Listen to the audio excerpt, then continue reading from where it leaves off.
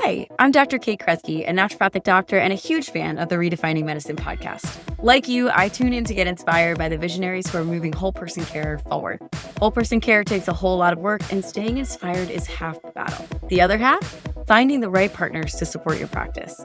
That's where FullScript comes in. FullScript helps you capture patient data, dispense supplements, order lab testing, and keep your patients on track, all in a single platform that's completely free.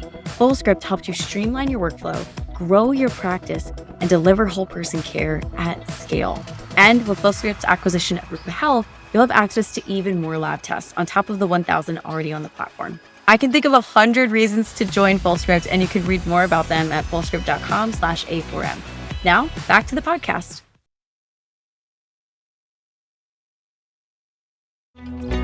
Welcome to Redefining Medicine, an intimate and personalized program that illustrates a different side of the practice of medicine. Our in-depth conversations will focus on the physicians and practitioners who are redefining medicine through their integrative, functional, and holistic approach to health and well-being.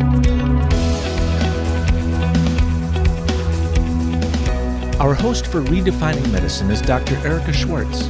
For more than 20 years, Dr. Erica has been at the forefront of advanced patient care, taking the best from conventional and integrative medicine and applying them to prevent disease.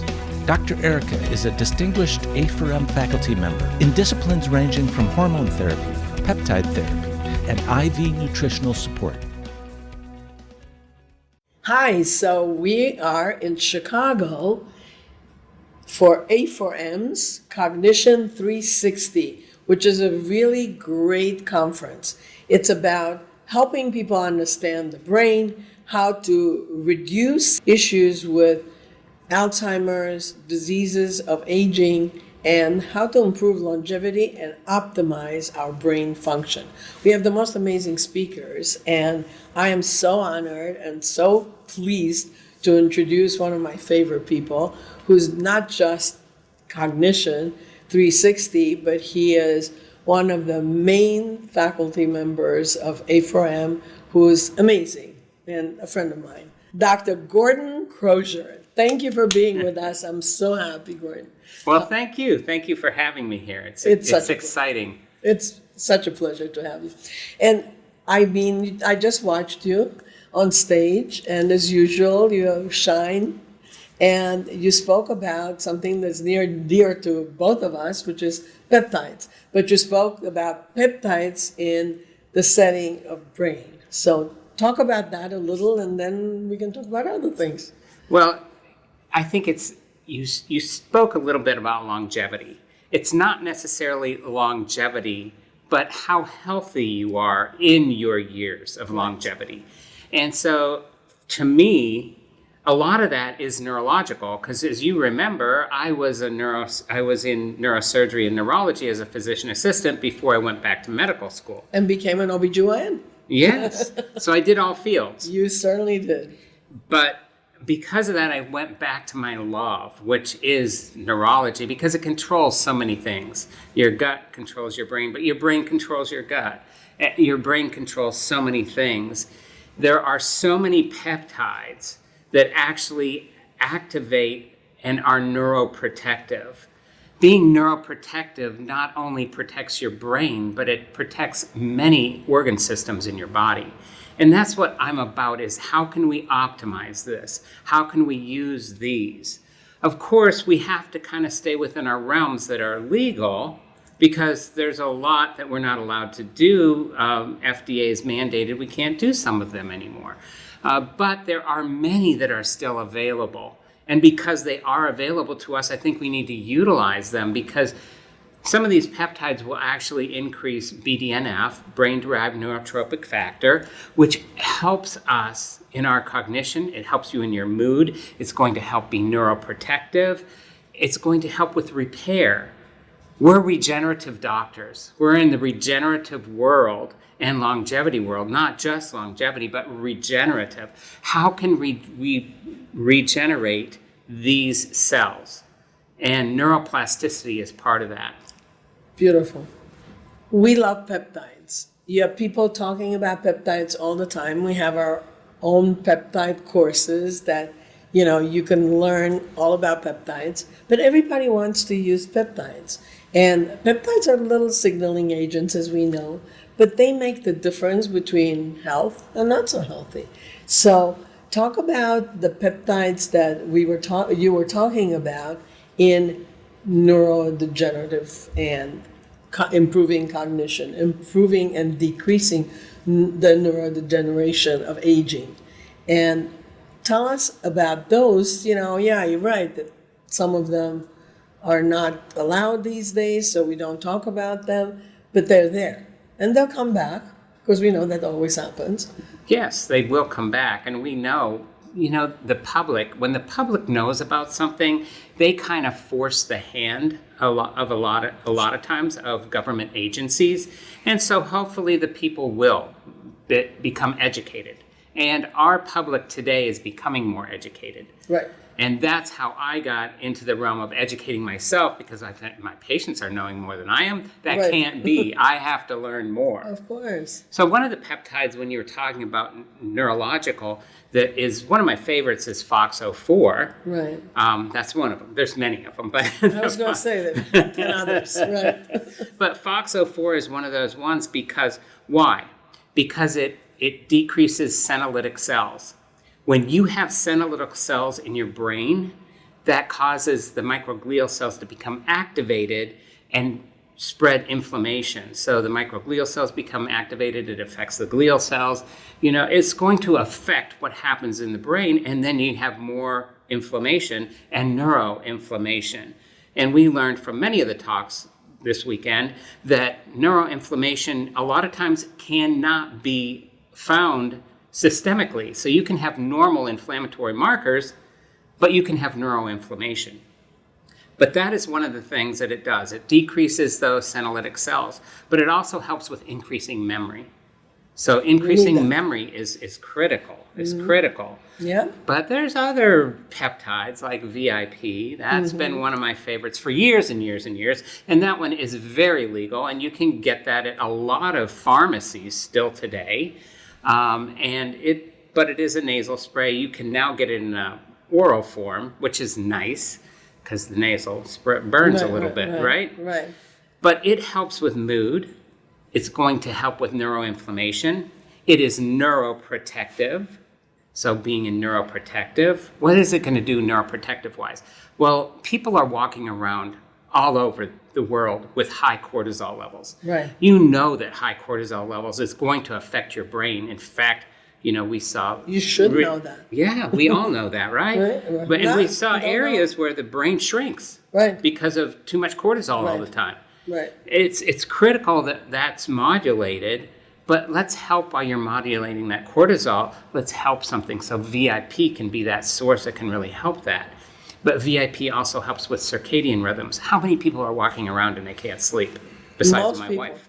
Most people can't sleep. And think of menopause and what happens. The first thing that goes is sleep. You think when we're young, you hit your head hits the pillow, you're out cold for 8 hours, 10 hours, whatever you get. Then your hormones start leaving you and you can't sleep anymore. You can't sleep. And it's one way Mother Nature takes us out. So I think VIP, You're right. Right, and I think VIP is really important. Also post-viral, right? Yeah, so it helps with post-viral syndromes. Right. The one thing about menopause in men and women, because men go through it too, You do? right? Oh, yeah, right. Men.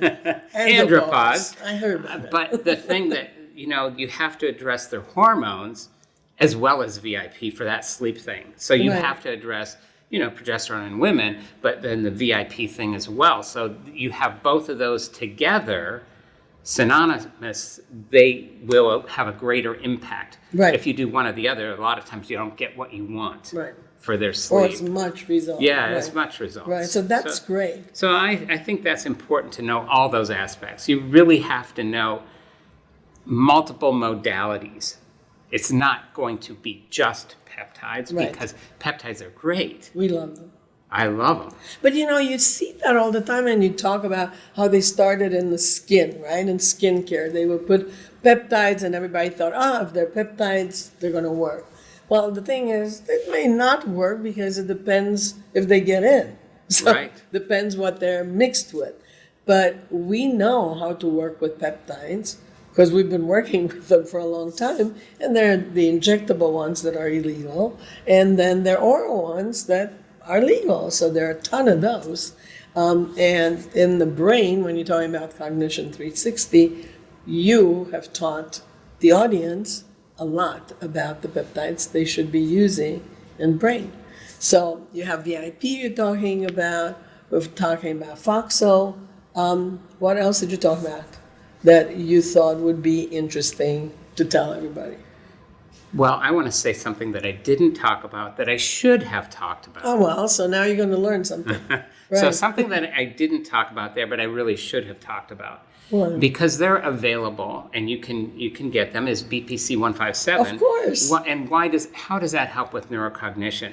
Well, it helps because it modulates some of that neuroinflammation, but it also modulates genetic expression. Right. So what did we talk a lot about this weekend was genes and cognition and genes and cognition issues.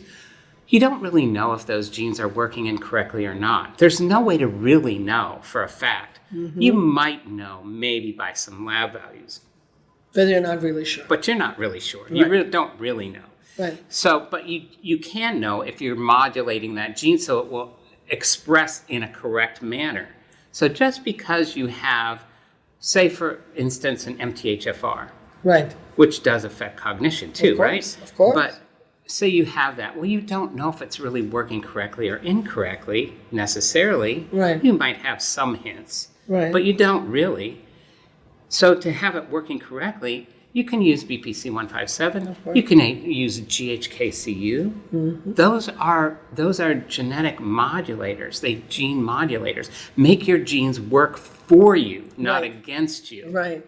And use the peptides for their broad usage, not Right. just in brain, because like the peptides will affect your brain, obviously, but they affect every part of your body. Yeah. And when you think about BPC, you think in gut. You're right. And we shouldn't be thinking gut only.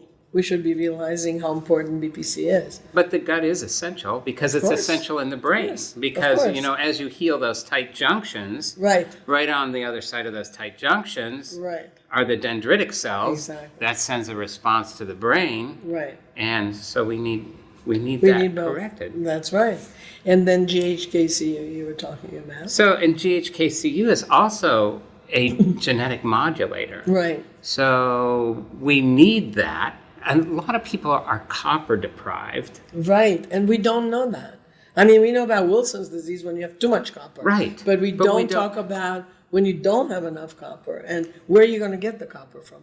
Well, we don't get a whole We lot of don't. it. No. We don't get a lot of it. Our foods are deprived of copper today. Right. They used to have more copper in them, but they don't have as much Where copper. do they have them? So they had them in some of the vegetables and some of Right, those things, but the earth, the yeah, ground. the earth, That the doesn't ground. exist But anymore. our ground is Is deprived of totally- the minerals that it right, used to have. right. So you're not getting the vegetables. Even if you're eating a lot of vegetables, you're not getting the source in there and not getting the minerals that you need for that. Right. But the GHK part, without the CU part, is the part that is the genetic modulator more than the Right. CU. But we need that copper because it helps Brings to it drive up, right. and brings the other part intracellular. Right, right. So that's really important to know.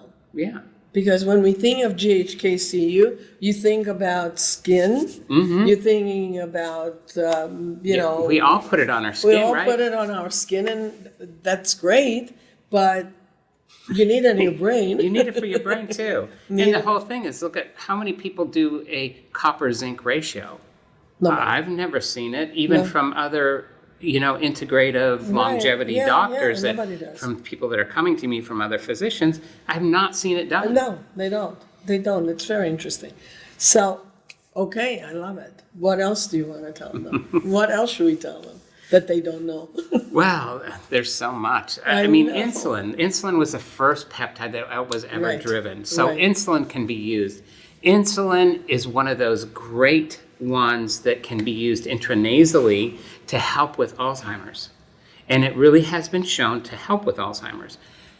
I don't use that anymore. I did it one time, and I'll tell you what I'm doing now. I'm using a different peptide, which is popular for weight loss now. It's a GLP. So GLPs are really great. They're wonderful. They're really great for neurological. They decrease neuroinflammation. They're neuroprotective. They help to modulate the insulin and glucose ratios in the brain. Right. That's neuroprotective. That's how they become neuroprotective, because if you don't have enough balance between your glucose and your insulin, Right.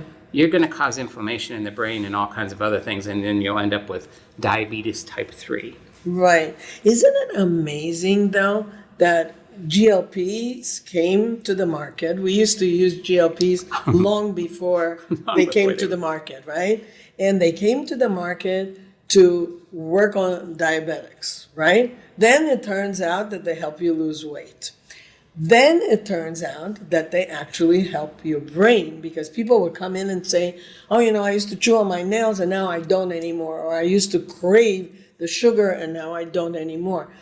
So GLPs are amazing. To me, they're pretty close to the ultimate cure, right? Exactly. And I think it's really important to understand. And then when you're talking about GLP-1s, like semaglutide, then you're talking about tirzepatide, which we love because it has the GIP. Tell us about that, and the retrorutide. So tell us more about it. So I like the GIP because it actually, when you look at the studies, it has even more neurological benefits Right. in helping with neurocognition, Right. helping the memory bank.